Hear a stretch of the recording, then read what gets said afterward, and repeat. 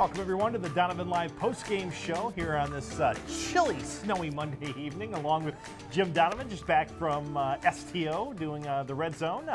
Jim Donovan, I'm Dave DiNatale, and you know, for us to do a show this late necessitated something big today. And boy, Jimmy, we all thought that this was possible, but now it's official. As of 2019, the Cleveland Indians will no longer be wearing Chief Wahoo on their uniforms, and essentially kind of putting a stop to that tradition that's been there for a long time. Yeah, and the debate's been here for a long time too. Yes. It's been here, but it's normally was a one-day debate. Yeah. To me, it was day of the home opener. Yep. Whether it was down at the old place or at Jacobs Field, now Progressive Field, and there was always a form of protest, peaceful, not necessarily excessive in numbers. No. But they were there, and they made a point that if they found it offensive, the Native Americans felt it was very offensive. The logo was very offensive and demeaning to their culture and their history, and wanted it removed. And really then, you know, after the first game, after the home opener, and correct me if I'm wrong, but it seemed as though it would go away. Yeah. Now it might reappear at the beginning of postseason. Right. You know, typically when the Indians would have a lot more national attention, there might be some form of, you know, of a disagreement again, or a revisiting of that. But to me, it was always a one-day debate. Although I will tell you, when we do our, you know, our opening day special every year from Progressive Field, when we were televising the games, and now, you know, as a partner of the Indians, and we would have, you know, one of the Dolans on, typically Paul, and more it became evident that they were uncomfortable with it, and were slowly, but I underline slowly moving away from it. And quietly. Yeah, quiet, slow and steady, but you're right, quietly. And the Black C was appearing more, and that was becoming more the dominant logo that the Indians were trying to use. And they did it in backdrops, you know, at press conferences, and on certain, you know, things that they wore uniform-wise and souvenir-wise, too. So, but I think this new commissioner really sped the process up. Rob Manfred is definitely trying to take baseball down the highway of being sensitive. And I think this really bothered him. And I think it was visited with the Dolans a lot.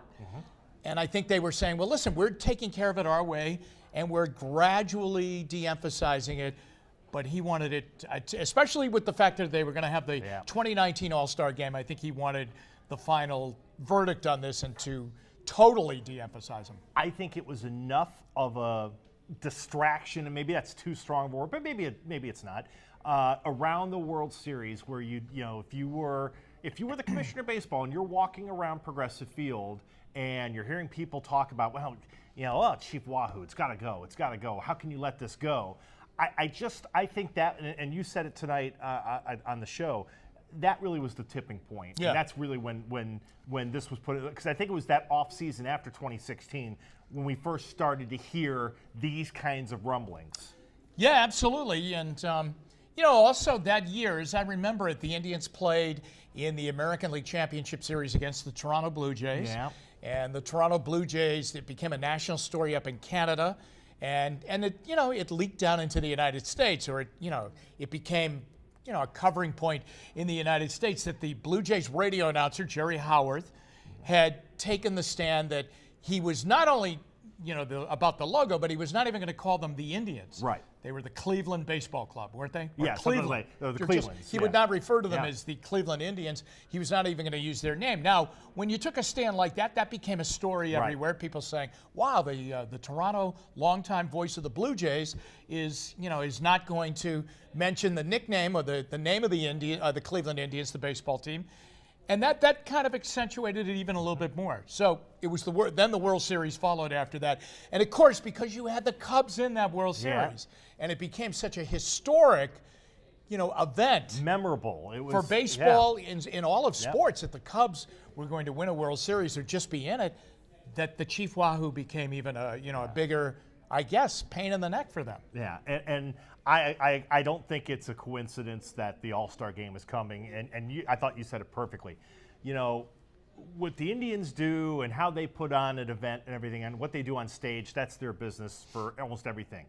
But the All-Star Game, that's Major League Baseball's stage. Yeah. And they don't want any distractions on their stage when you have, because it's not just All-Star Game. I mean, it's an All-Star weekend. It really starts like on Friday or Saturday. They've got the expos, things like that. They've got the futures game, the home run hitting contest, the big softball celebrity game, batting practice, and then the All-Star Game.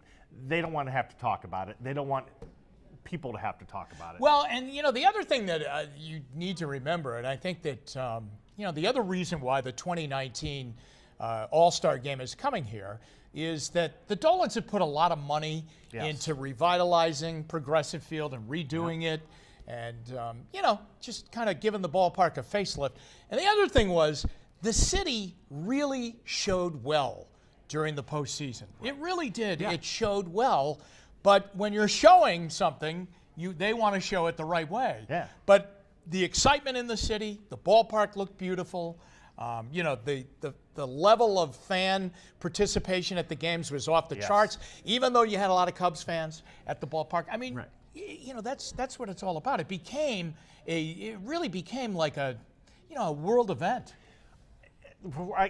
Because so many of you have written, and I promise we'll try to get to some of your responses, but I have texts from, I think, a pro and a con on this that I think will represent a lot of your perspectives.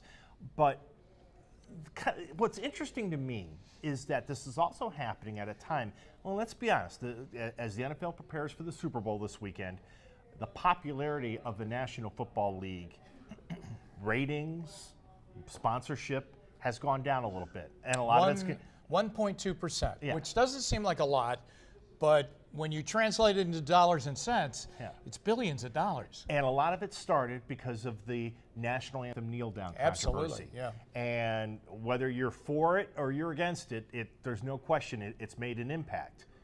That's another. I think that's another reason why Rob Manfred's doing this. Yeah, and the other thing, Dino, is that the NFL, along with groups that really find the Washington Redskins name and certainly logo and depiction of what their logo is to really find that very offensive, but they have not been victorious in really in overcoming Dan Snyder and his bunker mentality of digging in and saying, no, we are the Washington Redskins, and we're going to sell our we're going to do it our way, our club merchandise with that logo on it proudly. Yeah. Okay. So for those of you who are out there right now and are upset because Chief Wahoo is not going away per se, but going off of the uniforms as of 2019, you'll probably agree with, we'll call him Greg in Elyria, because he texted me earlier, my former colleague at ESPN Cleveland.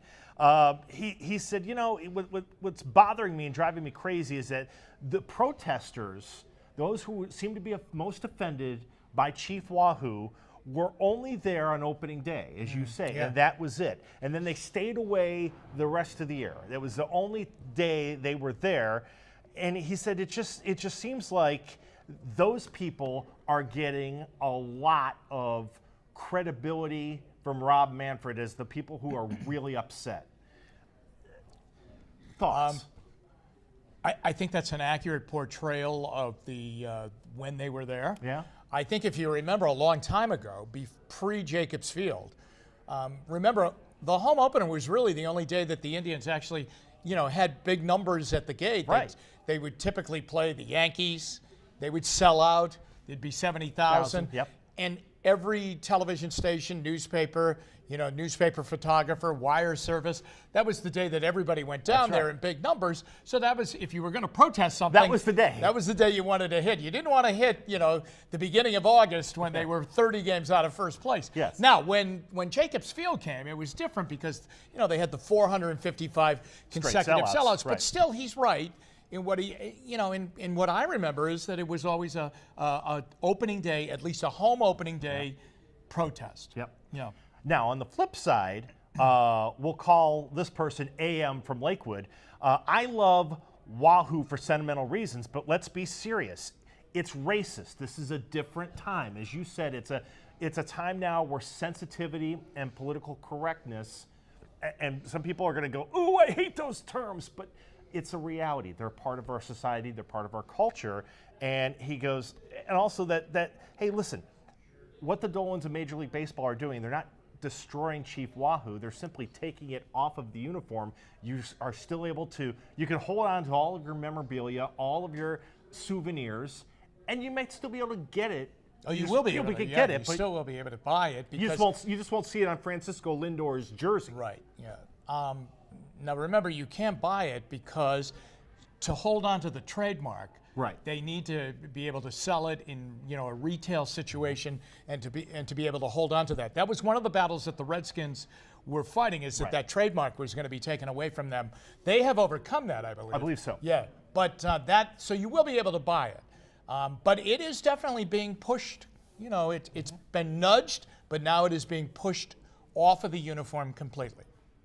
I am a traditionalist, so I looked at it. I am not Native American.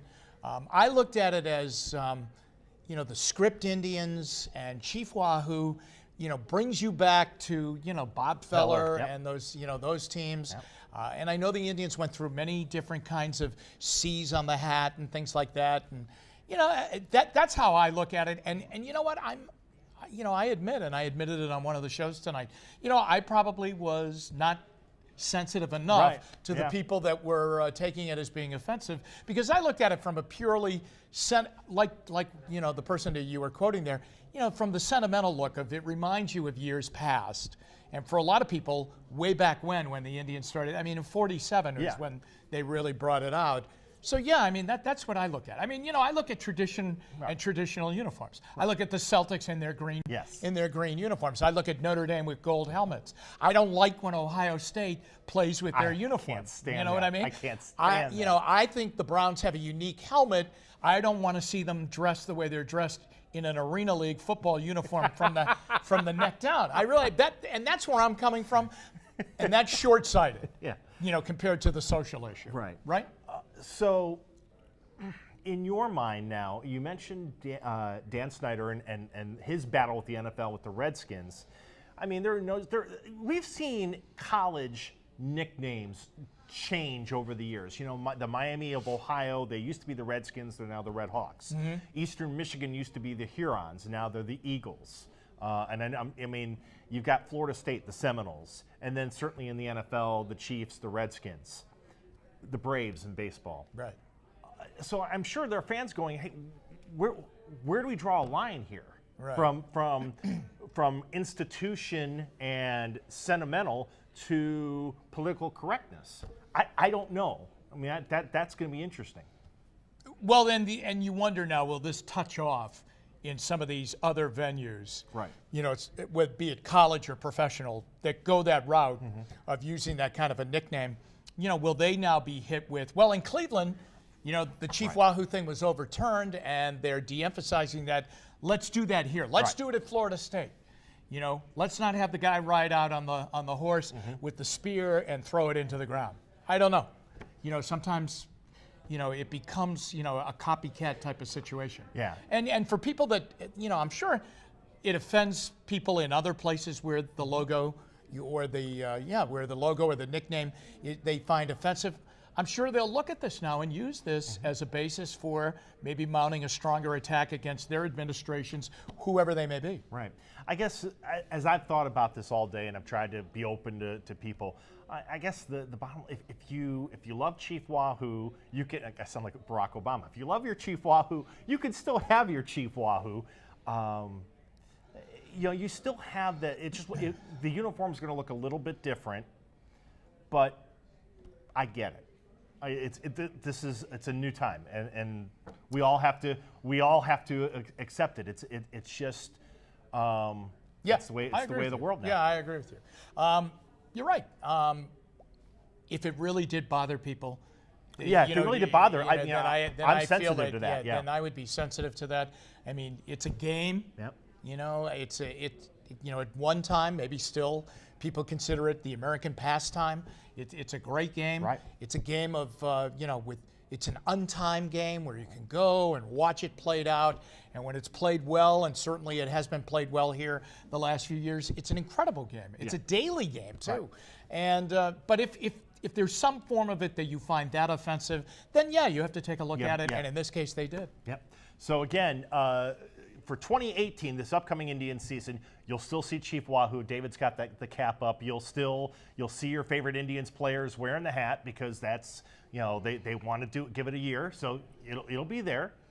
But then the Chief will be phased out at the end of 2018 off the Indians uniforms. Again, you'll still be able to buy it at your Indians team shops and things like that. I guess not on MLB.com, I read, but you will be able to see it. Surprise. Yeah, exactly. Yeah, not on RobManfred.com, but you'll still be able to get it at the Indians team shops. And hang on to your old. Listen, I have a bunch of Indians old pennants. What will they do? I mean, I like the C. But I mean, is that it? I think what will they do? If you looked already today, the people at GV Artwork who make T-shirts, those guys are the best, and Fresh Brewed Tees, they're already putting. And those guys are good too. Those guys are good too. Both those companies have already kind of put forth some ideas. There you go, David. As we found, we'll show you here in a second. GV put out a couple of possibilities. I remember seeing that C. Yeah, the C with the feather. Yeah. Not bad. Yeah. Not bad. Something like that. I think still keeps to the spirit of the Cleveland Indians. I could see something like that. Yeah, I mean, I remember in 1994 when Jacobs Field was going to open up, and the Indians changed their uniforms. Yes, they did. I remember they changed their uniforms, and they went to the Script Indians. Which I love. They wore red shoes. Yep. Because Carlos Baerga was really excited. I don't know if Baerga thought there was the possibility he could be the Pope at some later date in his career. But I mean, I remember that everybody was very, very excited about the Indians uniform. Not just the ballpark, but the uniform. And I mean, it went over big. Yeah, huge. Really did went over big. And, there's going to have to be some kind of an adjustment now. Yeah, I mean, if you think about those uniforms, the white ones and the blue ones, I mean, they've been the same now since 1994. I mean, they've changed the gray ones a couple of times, but the other two basically have been unchanged. Now, there's the Fresh Brewed Tees idea to just have the feather on the hat. Not bad. Not bad. Living out in the country like I do, yes, I have feathers all over my yard. So I have seen that. Yes, I have seen that. Well, you'll tonight at 11, Channel 3 News at 11. You'll have more on this. Yes.